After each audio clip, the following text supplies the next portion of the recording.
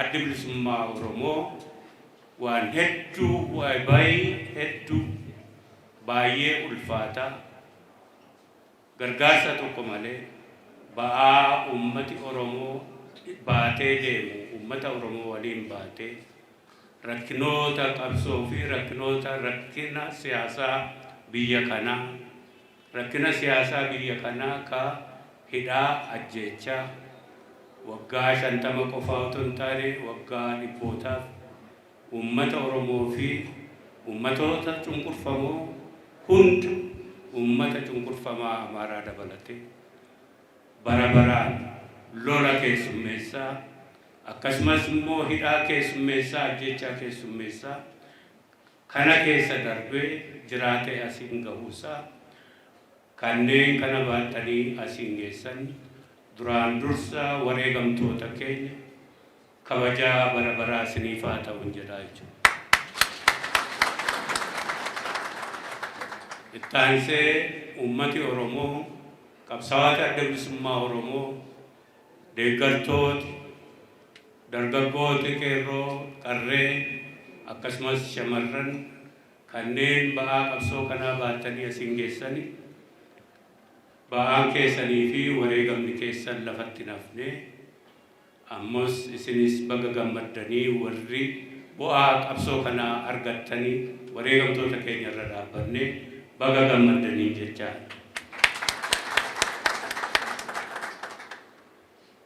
Egaa as keessatti kan nu waliin jiran paartiilee siyaasaa dura maqaa isaanii fi maqaa paartii isaanii jaljabeessaan nu dubbisaa waahilloota keenya dhiyoo kana otoo hin taane gariin isaanii waggaa dheeraa ka waliin qabsaa'aa turre akka kaafaa'oo akkasumas ka uummata kaanis hunda isaanii amma immoo akka haaraatti waltajjii siyaasaa mirga uummatootaa fi mirga dimookiraasii ka haqaa ta'uu qaba jennee haala paartii siyaasaa waltajjii paartii siyaasaa keessatti waliin deemuu dadhabuurraa dhimmoota adda addaatti irratti boodanan ibsaa dhimmooti jajjaboon haqaan deemuu qabna jennee walitti dhufne waliin kopha jedhu tokko waliin ijaarranne hundeeffama adda bilisummaa Oromoo hundeessuun maaliif barbaachisee akkasumas akkamitti hundaa'ee ka jedhu waan gaggabaabduu qofa otoo seenaan dheeressin sinii hima. Ilmaan Oromoo sirna cunqursaa humna waraanaan ummata Oromoo fi ummatoota kibbaa irratti sirna cunqursaa diriirse akkasumas sirna gitaa ka diriirse cunqursaa gitaa ka diriirse isa kana jijjiiruuf gara sirna mirga ummatootaa fi mirga dimookiraasii kabajuutti jijjiiruuf qabsoo hedduutu ta'e osoo adda bilisummaa Oromoo akka paartii siyaasaatti hundeeffame waggaa 50 qofaa otoo hin taane waggaa 50 duraa jechuudha. Isa kana keessatti ummati Oromoo fi ummatooti kibbaa cunqurfamoo hundi sirna humnaan namarratti diriiru kan humnaan cabsee ka diriiruuf waggaa 150 dura ka tattaafate kana sirna kana jalatti akka hin cabneef diddaa loloota hedduu akkasumas diddaa hedduun bakka adda addaa Oromiyaa keessattii fi ummatoota kibbaa keessatti bakkoota hedduutti ta'e. Isa booda as bahee ergaa sirni kuni gadi uf dhaabaa deeme kana jalatti mul'u sirni lafaa ka gabbaariitti nama gabbarsiisu lafaaf gabbaarii godhatee ka akka garbaatti nama ergatu nama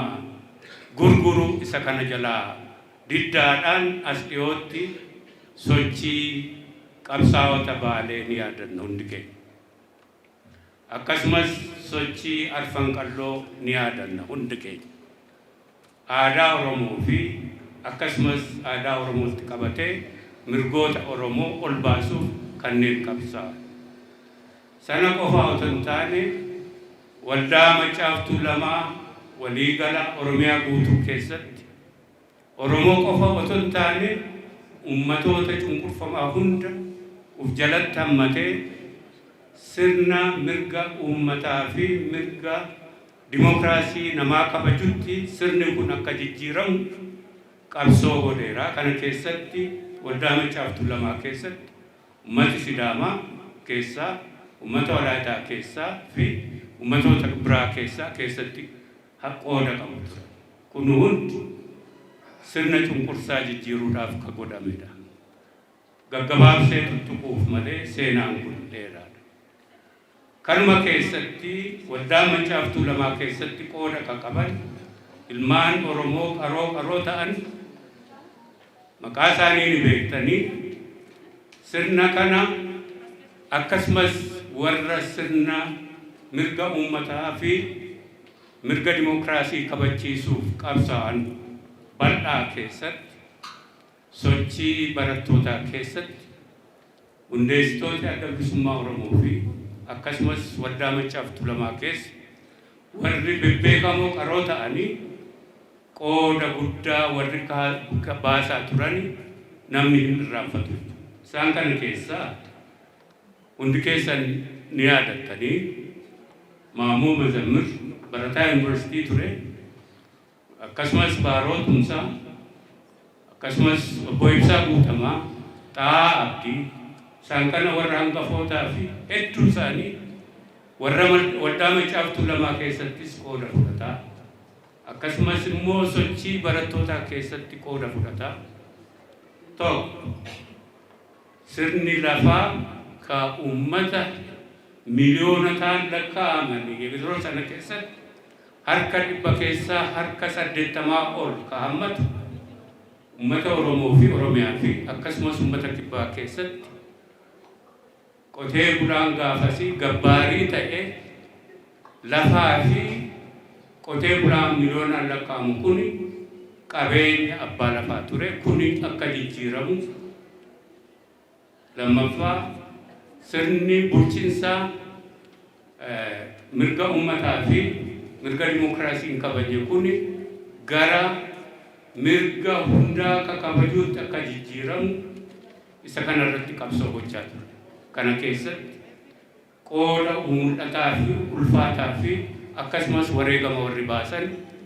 warra sirna mirga uummatootaa fi mirga dimokiraasii falman wajjin kanneen qabsaa'aa turan ilmaan Oromoo qaqqaalii fi gaafas ijoo uummata kanaa ta'anii ka ol ba'an achi keessatti qoodi isaanii urjii ture jechuu danda'ama. Kana ka eenyuyyuu hinaan isaan keessaa tuquudhaaf Baaroo Tumsaa dura taa'aa waldaa barattoota yuunivarsiitii ture. Itti aansee booda kana gara erga waldaa Maccaa Tuulamaa akka waldaatti akkan hojjenne ugguramee booda waldaa barattoota Oromoo keessatti warra waldaa sana sochoosaa turan, sochii barattootaa sochoosan Damisee Tacaanaa yookaan Gadaa Gammadaa, Muhee Abdoo, Abboomaa Mitikuu, akkasumas immoo kanneen biroo warra urjii ta'an mirga dimokiraasii fi mirga uummatootaaf yeroo sanatti warra kaan wajjin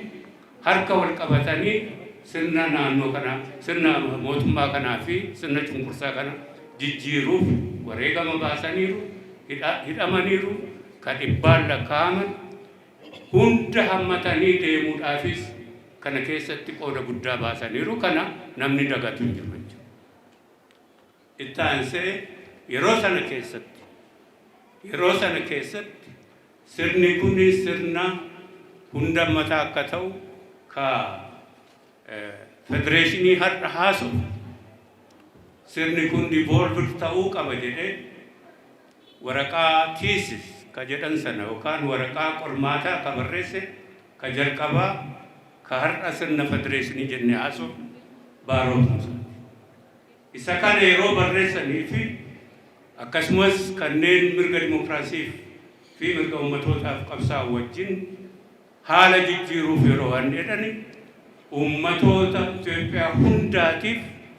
sirnaa fi jijjiirraa hawwaniiti sana hawwaniiti waliin qabsaa'anii wareegama baasaa ba'an. Deemsa keessa sirni kun kana kabajuu didee bara dargii keessattuu gara jalqabaa keessatti yeroo sooshaalizimiin yeroo sana keessatti akka ideoloojiitti ol bahee cunqurfamtoota hundaatiif cunqursaa jalaa bahuudhaaf ideoloojii godhatee socho'u keessatti haaluma sana keessattuu qabsaa'onni Oromoo ummatoota kaan waliin ta'uudhaaf sirna kana jijjiiruuf tokkoffaa